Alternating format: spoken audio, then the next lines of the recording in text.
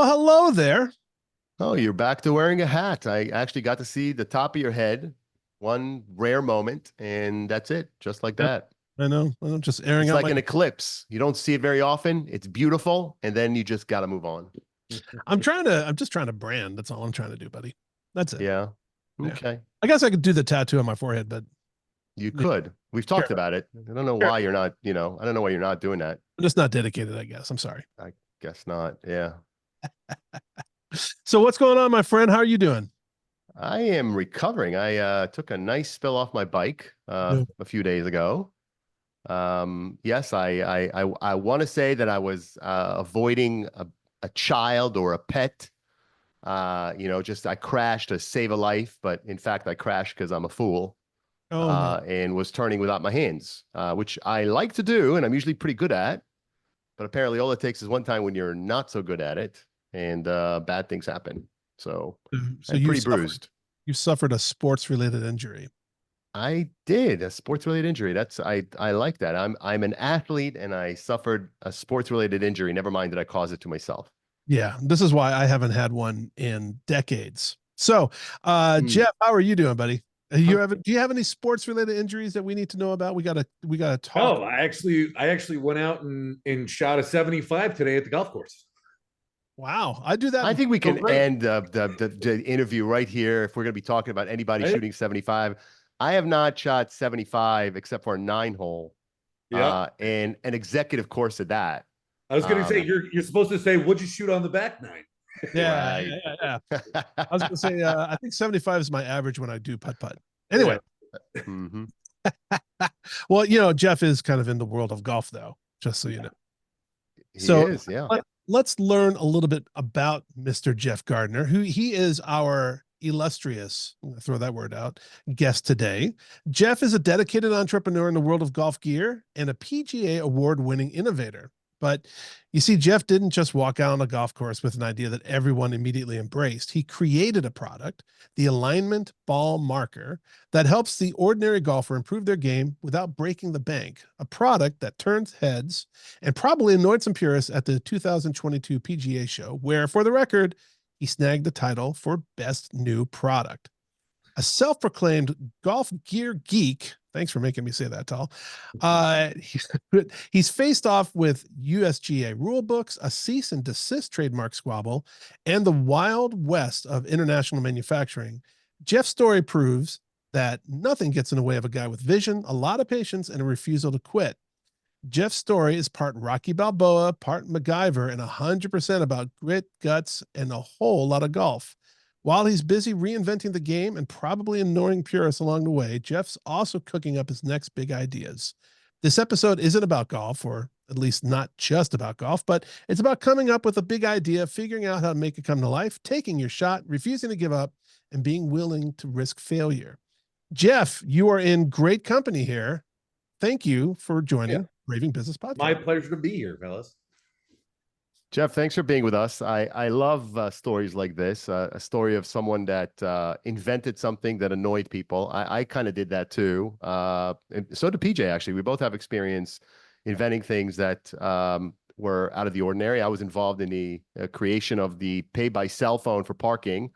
People were used to using their coins, obviously, to pay for parking. But the real big idea at the time was credit card machines. Yeah. And we came up with something totally different than that. And there were a lot of people that thought we were idiots. And PJ invented fitting jeans, right? So it's always interesting to talk to someone that brought something to the market that annoyed some people. I love that. But let's start with, what was the moment you realized that you had this idea and it wasn't just a passing thought, but something you felt, man, this would make a difference. I need to bring it to life. Was there a spark or something that told you, I got to do this? It all starts with, like you were just saying, starts with a problem. And if you don't have a problem to begin with, then you don't have anything to solve. And I was a really terrible golfer. I was at 24 handicap. I shot, 100 to 115. And I made it a mission to be better at golf. And the more I played, there's sort of a process when you're putting. And what I realized was, like, I could simplify that process if I could figure out, you know what I mean? Like, how do I eliminate this dance where you have to hover over your golf ball and adjust it? You're using it as an aligning device, and then you got to go back and then you have to look at it because you don't have visual perspective. I was like, what can I do to simplify this down and make it easier and more effective? And that's the day that I came up with that idea. I went home, I went into the barn, and I started making the first prototype out of a block of wood, a roofing nail, and a magnet. And, from there, I built another one, and then I built another one. And I just kept refining and refining and refining, and then talking to the USGA to figure out what the rules were and how do the rules pertain to the product that I'm developing. And it was like the first 5 that I had created were no good because they were too large. Anything that was greater than 2 inches by 2 inches by 2 inches was an illegal aligning device. So I'm like, Jesus Christ, I just spent all this time developing all of these different variations. And they're like, nope, no good. See you later.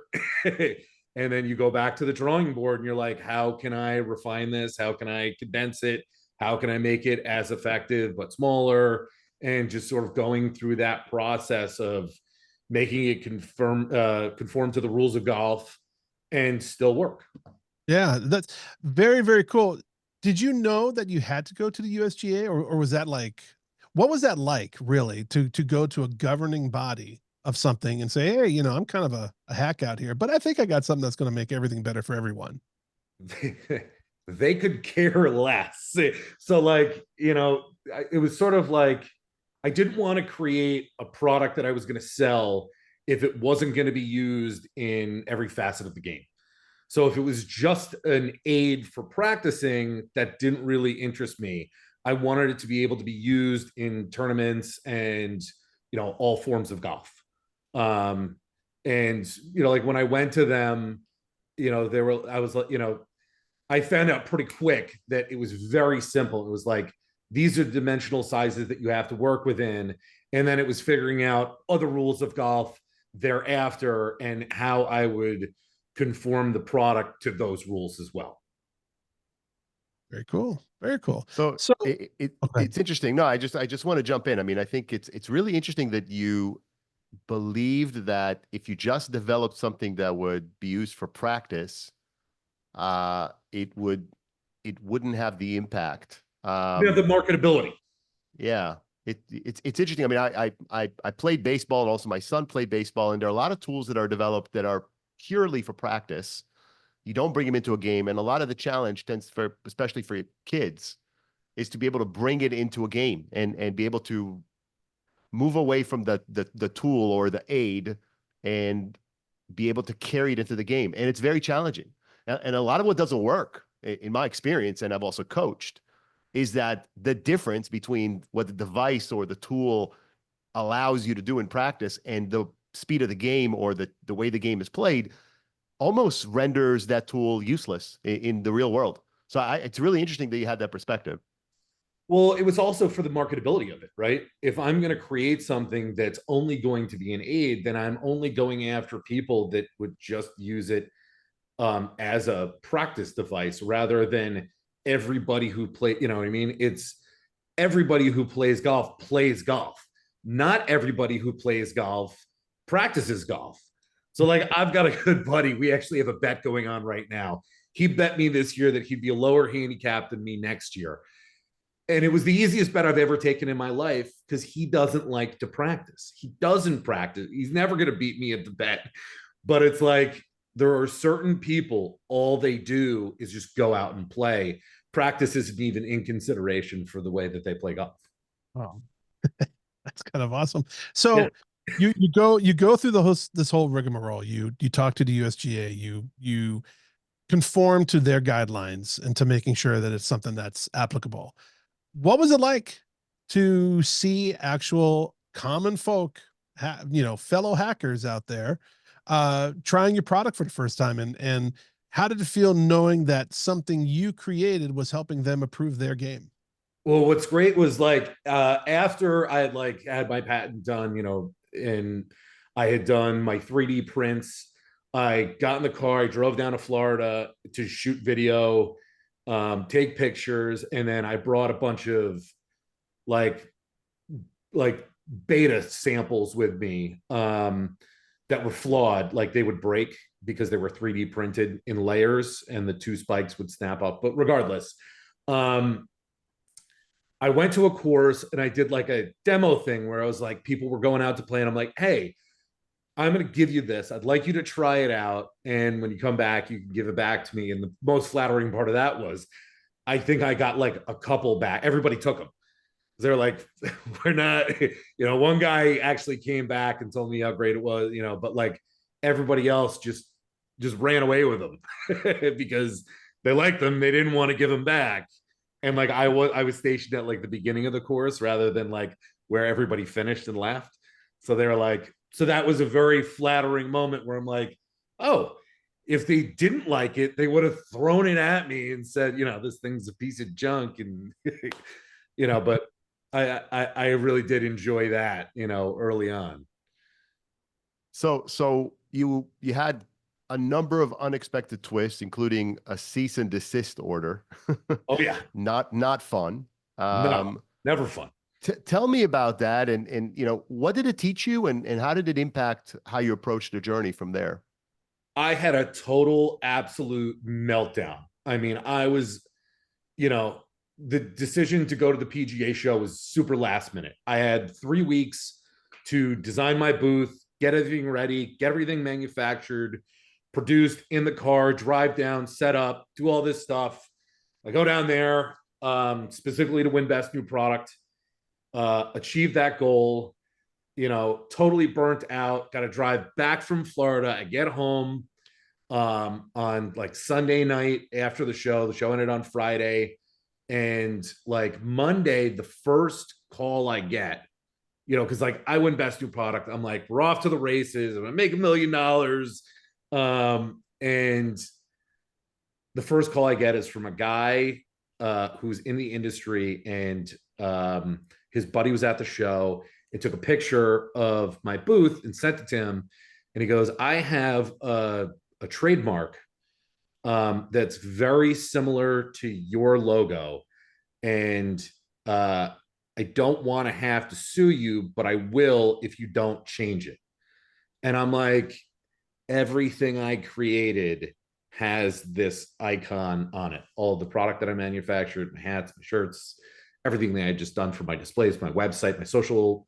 So I'm like, I literally like lost my head for probably a couple hours. And then I realized, like I talked to a couple of lawyers and they're like, it's 50-50. Both logos look very similar. One of them predated mine by a couple years. And he had like a local trademark or something like that. And I just said, screw it. I'm just going to redo it right now. And literally, I didn't go to sleep until I had redeveloped that logo. And then within 2 days, I think I was back in my car to drive back to Florida to reshoot everything that I had just done. And because I was like, you know what? I'm not going to start off behind the 8 ball. I'll just suck it up. It sucks. Persevere, and I'm a workhorse. And I'll say like I'm never the smartest guy in the room, but I'll outwork you 10 days out of 7. I mean, I'm relentless in that. And it's just because I'm a super competitive person, within myself as well as other people. Yeah, no, I love the tenacity. Yeah. So, that being a stumbling block right off the get-go, what's the story of the single toughest decision you've had to make to keep the business alive, and what did that teach you about yourself? Realizing that like I had that expectation that I had already achieved some level of success by winning best new product at the PGA show. And then I realized that nobody cared because nobody knew. And, like you think that you're going to have this great success off of something like that, and it didn't happen. And I realized pretty quickly that it was all about you've got to go out and market your product.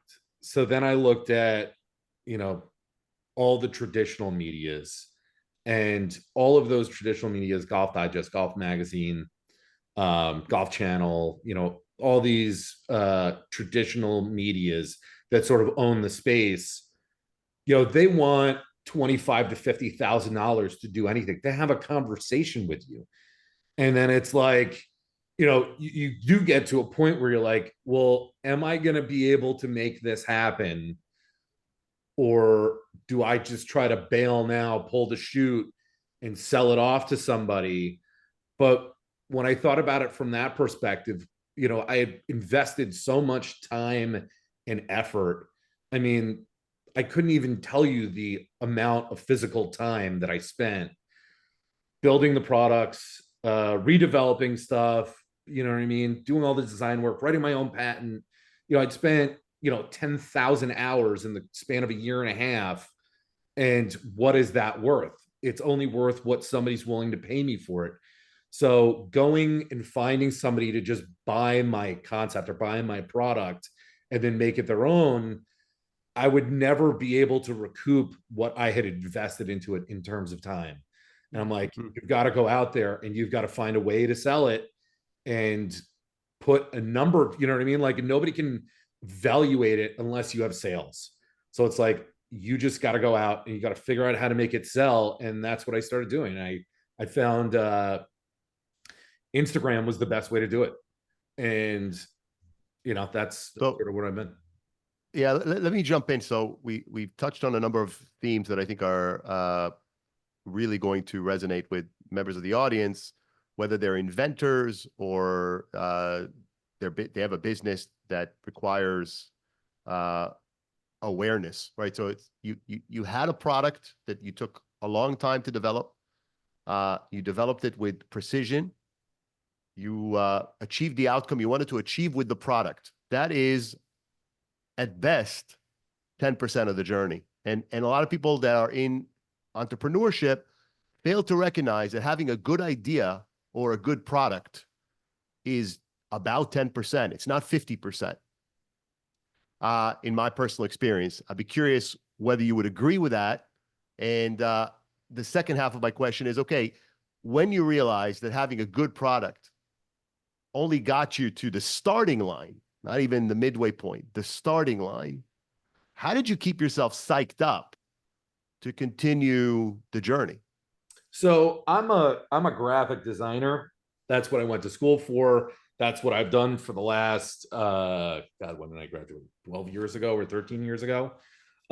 So what I would do as a graphic designer is I would create all of the assets that people needed to market their products. That's what I did. I worked for an advertising agency. I was an art director. I was a freelance designer. I worked for small businesses, large corporations, nonprofits. So I already knew exactly what I had to do. It was just about, you know, in terms of getting excited to do it, is I knew that I could do it. And it was just about putting, you know, digging my feet in and, you know, putting the work in. It was all about allocating time and effort. I mean, luckily for me, you know, while I was doing all this development stuff, I was living rent free, managing a property while also doing freelance design work on the side. So I had sort of the liberty of time and effort to do the stuff that I needed to do, which was priceless, you know, in that respect. Man. Okay. So first of all, I love the hustle, right? I love the all the paddles going, all the time, right? To try to keep yourself going. That's amazing. So a lot of people, so let's get back to the game that you've just invested your entire future in. Sure. You know, golf by and large, except for when you're playing with me, is a game of patience and precision, right? Um, how what did you leech out of the sport to help shape the way that you think about life and business? What have I taken out of golf? Mhm. Oh, God, you know, it I like the selfish sports, right? I don't like the team sports. One thing about golf is you can't just go and blame somebody else for shooting a bad round, for missing a shot. And you really need to be committed to A, playing well, and B, playing horrible and persevering over that adversity. Today was probably the greatest worst round I've ever shot in my life. I was -1 through 13 holes. I birdied 11, 12, 13, then went double, double, double, and then par. And it was like, do I just give up after the first double? Do you give up after the second double? Like obviously I was sort of angry, but it's like, no, you just keep pushing forward and you got to it's got to be in you to get over those challenges, to keep going. And, like I find a lot of similarities with playing golf and running my business. It's like, they're not all going to be pars and birdies. Like I'm dealing with bogeys right now, trying to get my product to be mainstream, which is incredibly difficult because it's so difficult to get into sort of those mainstream avenues if you don't have an incredible amount of dispensable cash. And it's like, how do I get around those challenges? Yeah. And I think that, probably most of the people who are listening who are entrepreneurs or inventors probably face that challenge. We've had some people that have come on the show and were successful in raising a lot of money. I've had the opportunity to raise some money in my career. At other times I had to scrape and do it on my own. And it's a very, very different ball game when you need to scrape. But you know what? Ingenuity tends to come when you kind of have to show it. And I'm curious, given that you faced the challenge of having to essentially fund this on your own. I don't know if you pursued outside capital. Nope. Yeah. So you didn't pursue outside capital. You decided to fund this on your own. Was there a number in your mind where you're like, look, if I don't, I'm going to spend this much, and if it's not there by this point, I'm cutting and running? Or were you determined that you were going to see this through? Didn't put a number. I was like, this is going to work. I was dead broke after that PGA show. I maxed out my credit cards. I had no money. I was like, but I had already done a production run. And I'm like, I got to get this thing to sell. And, I started doing a bunch of stuff on social media, shooting my own content, posting it. And then I went out and I found, just do your research, right? So I went and found a bunch of golf influencers that had heavy followings of 250 to 500,000 followers. And I reached out to them and I'm like, hey, what would it cost me to do something with you, where you could, put my product out to your audience? And I found a handful of guys that were really cheap. It was like $200. And, like one of the first guys I worked with, I created a piece of content. I handed it off to him. I did $10,000 in sales in one day. And, when you get that sort of success, you're like, and that was sort of at the beginning, within, I'd say, the first 3 months. And then once you see that, you're like, that's the justification that you need to say, I can do so much more than that. I just need to work that much harder to position it, because there's already interest there. If I can move the product like that in a day, positioning it in the right spot, you just have to find those positions. You have to keep finding those positions and then getting your product into those positions to keep moving forward and sort of keep having that success, which is really difficult. But there goes back to sort of that perseverance, right? It's like, are you going to give up or are you going to keep going? And before I even did this project, I had tried developing, I think, 3 different other things over the years going back to when I was in college, and you always get to a point where you hit a wall, and there's always a barrier, and you have to ask yourself, is it worth it, going forward or not? I want to mention something I think is relevant. I think that you developed or invented something that helps people get better at something they love, something that maybe frustrates them also, but that they love or that they are committed to. Yeah. And you spoke at the very beginning of the interview about the fact that you were solving a problem. And if you don't have a problem to solve, you don't have a business. And I think that that's a hell of a statement. And I think it's certainly accurate when you're inventing something. It might be a little bit different in other lines of business, but I think by and large, it's correct. And it's certainly correct when you're inventing something. And if you're going to invent something and you're going to try to solve a problem, the best problem to solve is a problem where you help people get better at something they love. Okay? Because it's the kind of thing where if you help me get better at something I love, I'm going to talk about it. Mm-hmm. And ultimately, you're not going to be able to spend your way to getting word of mouth that's going to be nearly as valuable to you as what people are going to say to each other. Word of mouth at the end of the day is what's really going to drive growth. You want to get the car on the road, you want to move it forward, and then you want to coast on people love the product and they're talking about it, right? Yeah. So did you factor in, I mean, as you develop this product, how much thought did you give to the fact that, hey, you know what? My thesis, did you have a thesis? Did you have a thesis for why you felt not only was this a good product, but it's a product that you were confident to the point of, by the way, I find this to be very common among successful people, that you did not have a number. I asked you that question. I fully anticipated your answer to be what it was. You did not have a number at which you would have stopped, because people who are successful, and we've seen this through dozens of episodes and now we're finishing season 3, the consistent theme is successful people don't quit. They don't quit. They don't see that as an option. Yeah. They might pivot, they might change, but they don't quit. So I found it compelling that you had that point of view, and not surprising. I also want to know, did you have a thesis where the reason you felt this was a business you intended to pursue till, I'm not going to say the bitter end, a successful end, is because you knew you were solving a problem that people were willing to spend money to solve? I tell people, because I go to trade shows, when I do my whole shtick where I explain the product, I tell them I built it for myself.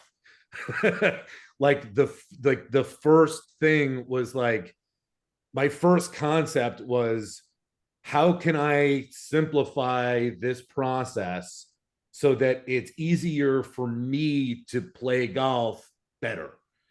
And then I figured if I liked it, everybody else would like it. And that's sort of the thesis started there, was like, I'm going to be better. I'm going to prove to myself that people are going to like this product. Yeah. I think that I like the product. No, absolutely. I think that a lot of inventors start out with themselves in mind, right? Like, what can I create? Here's this problem. What can I create to make it better for me?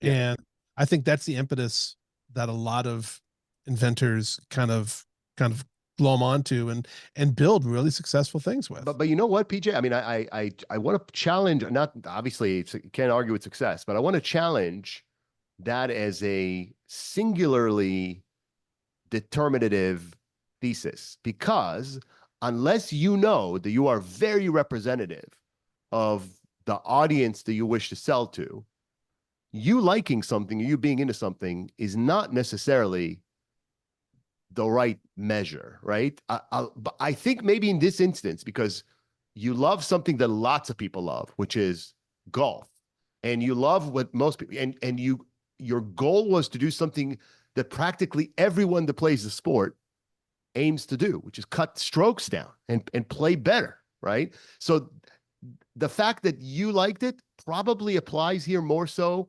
given the specifics of the problem you were solving. But I would be careful if you're out there in the audience and you're solving a problem that's not quite as clear cut as how do you cut strokes off your golf game.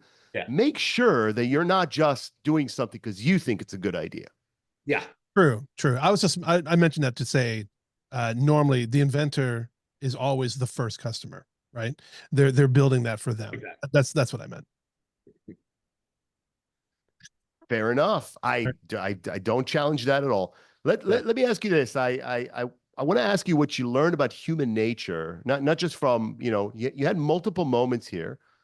The moment of someone calling you about a trademark, it sounds like he gave you a chance. He could have just sued. He didn't. Good for him. That guy was turned out to be super nice, because one thing that he did allow me to do was to sell all the product that I had already produced that had the logo on it. Wow. After I begged him, I was like, dude, please, I already sent stuff to Amazon, and I was like, I don't even know how to solve that problem. And he was like, yeah, he's like, I'll give you a month, just clear out everything so that nothing has that identifying mark on it except the product that you have. Once you sell it out, I'll give you 3 months to sell it out. And I ended up doing that. Very cool. Very cool. So what did you learn about human nature from the moments in this journey that you've had, that and others? It's all business, and you keep getting refreshers on it, right? So, as great as my product is, and I'm pretty confident when I say that I think my product is the most innovative piece of in-game golf technology in the last 20 years, because the only thing I can think of was the introduction of the rangefinder, because you can use mine in play. That means nothing when it comes to editorial. And, for me to be in Golf Digest, I've tried incredibly hard to make contacts with people who know writers, to get it in front of them. Sort of means nothing. At the end of the day, it's like, if you want to get a position in those places, you got to pay to play. And like, one of the things that I tell people is, you could have the cure for cancer. If you don't have the advertising budget behind it, everybody's going to keep dying. It doesn't matter, because the world has changed so much because of social media that everything has to have a dollar amount sort of applied to it. Like, that's the one thing that I've learned tremendously since I started this 2.5 years ago, because I figured I could just sort of knock on the right door and they'd be like, sure, of course we're going to write about you and showcase this, and you find out that that's not the case whatsoever, and that if it don't make dollars, it don't make sense, and that's everywhere. Yeah, no, that's awesome. So we're winding down, so we kind of have a hard stop here, but wanted to ask, looking back at this journey that you've been on so far, is there a memory or maybe a milestone that you've passed that makes you feel true gratitude for taking this leap to pursue your dream? Yeah, there's a picture with me and my dad at the PGA Show, because he comes down with me every year, and I don't think I would have been able to get any of this stuff done without him. He loaned me money. He was my soundboard that I could throw ideas off of. He makes bras. He's in the bra business, but he's a lifelong golfer. And my grandfather was a lifelong golfer. And, I have my passion for golf because of him. And, like, winning best new product and having him down at my booth every year and taking him to trade shows where, he doesn't really know a lot about my product. He gets sort of the broad strokes, but he just loves, I just love seeing him there, just bullshitting and talking to people and just having a fun time. That's sort of priceless. And I guarantee you, he loves seeing you in that environment as well. Oh yes, 100%. That's yeah. awesome. Very cool. Well, I thank you, Jeff, for making some time for us today. I think your story is going to resonate with a lot of people, and I expect we're going to get some questions for you. And I'm wondering if you'd be interested in giving away a handful of, let's say, 2 or 3 devices for people that write to us and tell us why they're most worthy of getting a device. That'd be really cool. If not, that's okay. But if you do, we can make that available in the show notes and people can write in. I'll give away a dozen. A dozen. All right. Well, that's fantastic. Yeah, a dozen so there you go. You know, A dozen people. What would be cool? Like, what should we be asking them to tell us? That's a great question. Why they love golf. Okay, let's do it. Why do you love golf? And we're gonna raffle out a dozen to the first. Well, the first dozen, not the first dozen. We're gonna raffle it out because there's gonna be a lot of responses. We'll raffle out, and we'll give out a dozen. Jeff, it's a super pleasure to meet you. Congratulations. Likewise. I'm gonna buy one on Amazon. You don't need to give me one. I'm anxious to try it out. I'm sure that it will probably help me quite a bit because I know exactly what you're talking about.